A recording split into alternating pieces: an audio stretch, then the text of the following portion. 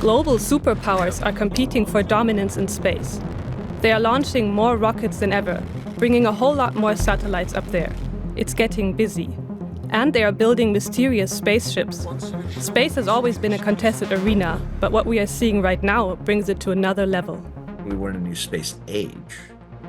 The United States is still the most powerful country up there, partly thanks to this man. But I do think it's more interesting what's happening in sort of second and third place. And China has overtaken Russia for second place. So it's worth looking up, because what's happening up there impacts what's happening down here. And if something goes wrong in space, it could completely disrupt things on Earth.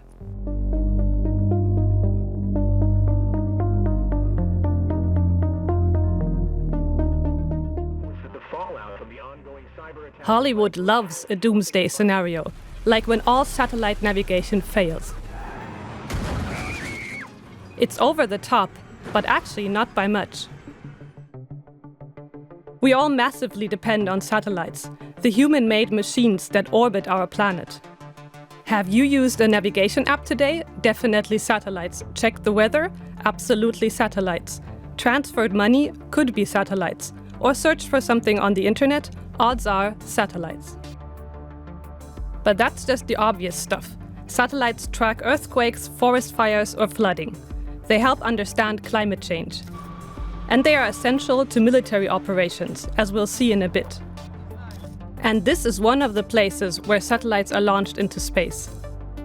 This is Space Launch Complex 40 at Cape Canaveral Space Force Station. Similar launch sites exist all over the world. Up to 50 new satellites are put into space every week. This animation shows how it works up there. Fascinating, right? Most satellites are in lower orbit around Earth, some further away. Right now, there are more than 10,000 active satellites in space. Look at all those dots. The red ones are satellites.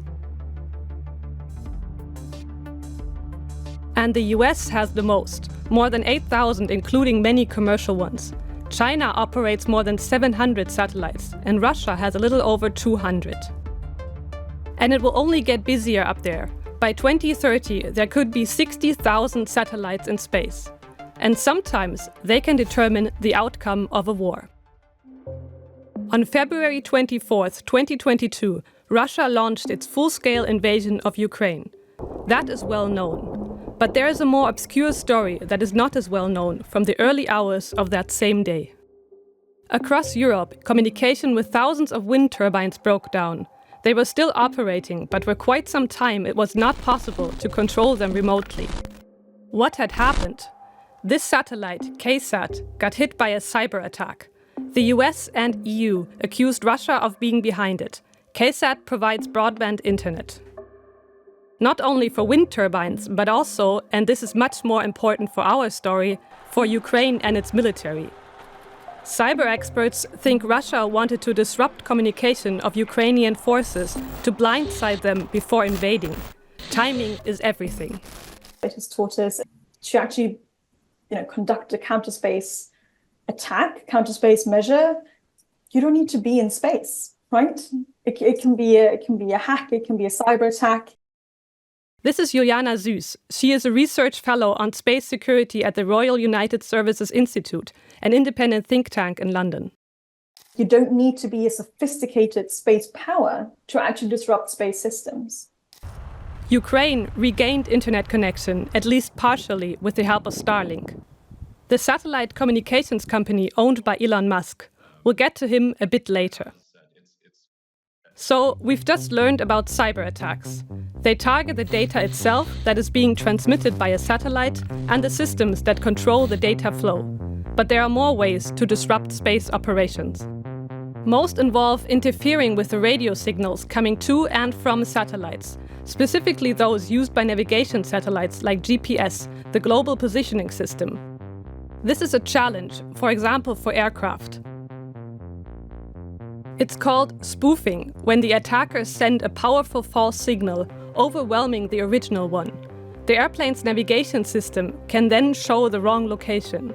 Then there's jamming, interrupting the signal. That means the airplane no longer has navigation data. These are all methods and sort of attacks and countermeasures that we're currently seeing being deployed in Ukraine as well. Spoofing, jamming, and cyber attacks are very common. Why? Because they are relatively cheap and difficult to track.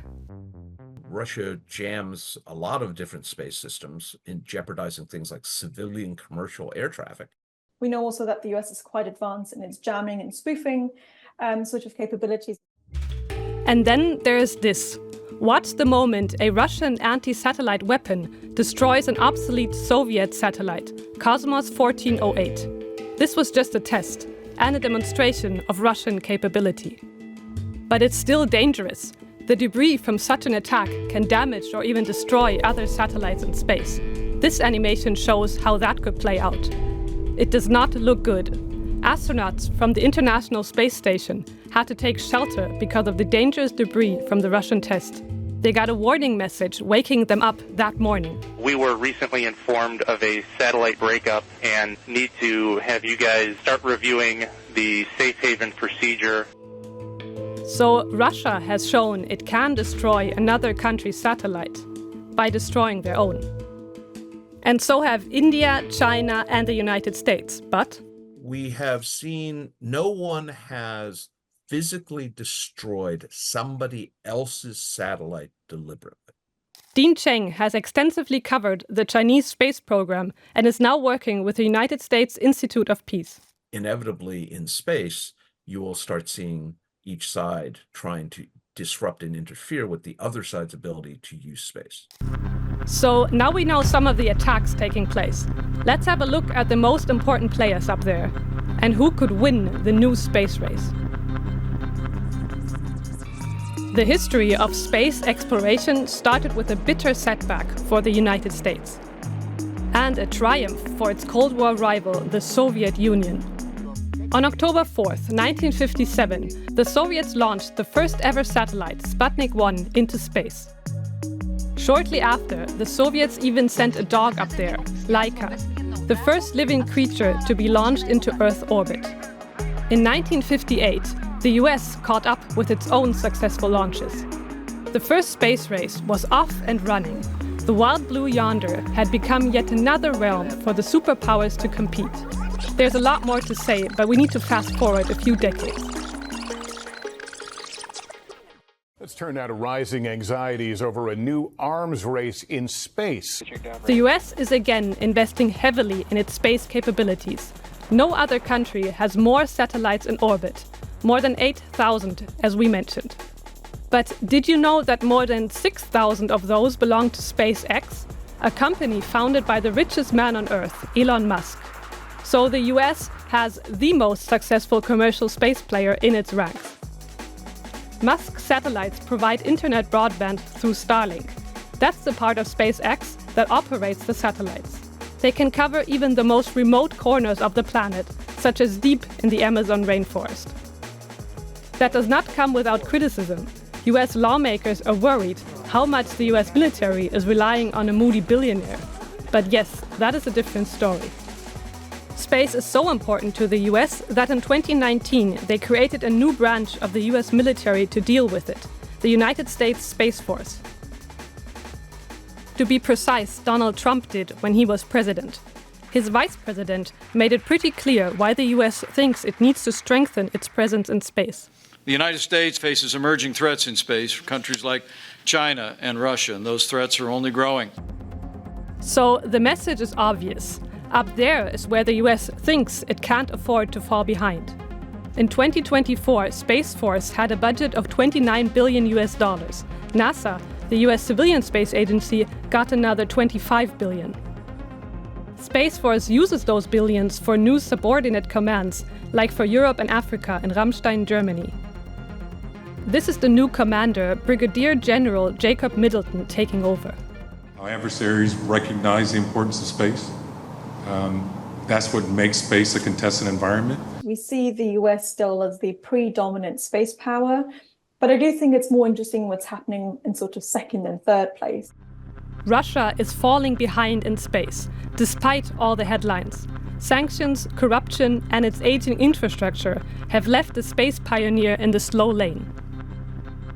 Russia, which was obviously the first space power that we saw with the launch of Sputnik back in 1957, has had to cede its second place to China, which has been rapidly building up its space capabilities over the last couple of years. And China has big plans. It's an up-and-coming power on Earth and in space. China has launched an unprecedented mission to the far side of the moon. And they brought back lunar rocks from there. Nobody did that before. The People's Republic is eager to show off its capabilities. But this isn't all China has planned in space. It aims to become the leading global space power by 2045. The universe is the limit. And China is building the infrastructure, like this launch site in the country's north. Recently, 18 rockets with satellites were launched here. They are part of a planned mega constellation of 14,000 satellites, rivaling Elon Musk's Starlink. I think we are in a new space race. Arguably, we're in a new space age. The US and China are in a strategic competition that is becoming ever more adversarial. NASA Chief Bill Nelson puts it this way. China has made extraordinary strides, especially in the last 10 years, but they are very, very secretive. We believe that a lot of their so-called civilian space program is a military program. And I think, in effect, we are in a race. Thank you. Look at what happened in Taiwan just days before their election in January 2024. Taiwan's foreign minister, Joseph Wu, was giving a press conference when an emergency alert for the island sounded. The PRC has fired a satellite in this region. China gave no warning of the launch, and the Taiwanese government said a rocket flying over its territory was a reminder of the danger of war with China. Remember, China has long claimed Taiwan as its territory. If you want more on that story, check out our episode on the Taiwan standoff. But what can we learn from this for our story? The Chinese provide very little hard information. For example, we do not know something as simple as how much does China spend on space. I think there's certainly a sort of non-transparency aspect to it. The US and other Western countries say exactly that China lacks transparency on its activities and is acting irresponsibly. Here's another example. China launched satellites which are allegedly equipped with a net and a robotic arm. They say it is to clear debris. There are no pictures of it, too hush-hush, but this animation shows what the robotic arm might look like. But what is it for? One incident from 2022 could provide clues. That's when China used the technology in ways not previously seen. A Chinese satellite was observed grabbing another old Chinese satellite and pulling it out of its normal orbit. That left US experts worried. Was it testing a new offensive capability to be used against other countries? They know that in doing this, they are also sending a signal to the West, to Japan, to any country that operates space systems. We could really interfere with your space systems if we chose to. China repeatedly says it wants to use space peacefully. Space is a shared asset of humanity. We are committed to peaceful utilization of space and stand ready to work with all countries with the same commitment to strengthen exchanges, deepen cooperation, and contribute to lasting peace and common security in space. Something critics doubt, especially because the civilian and military usage seems so intertwined. The heads of key parts of the Chinese space program are military. So yes, if you work with China in space, you are working with the People's Liberation Army, you are working with the Chinese military. China, on the other hand, has accused the US of militarizing space. In 2022, a US surveillance satellite approached 2 Chinese satellites. The incidents raised concerns in China.